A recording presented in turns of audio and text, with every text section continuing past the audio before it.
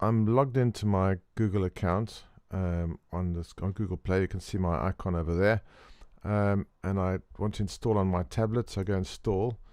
Then it asks me to use my passkey to confirm it's really you. I don't have a passkey. I don't know why it's asking me about passkey. Don't have one. Try another way. Okay, I want to do something else. So it says use my passkey again. Why is it asking me this? I don't have a passkey. So now I've got to enter my password just to load an app onto my tablet, which is absurd seeing I'm already logged in to my account. So I'll do that. Hopefully that'll work.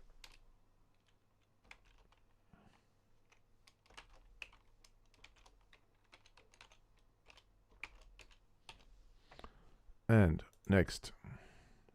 Doesn't like it.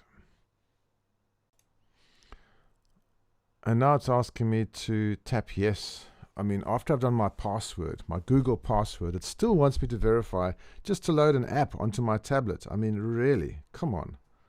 Absolutely absurd. So let's go yes on my phone or tablet.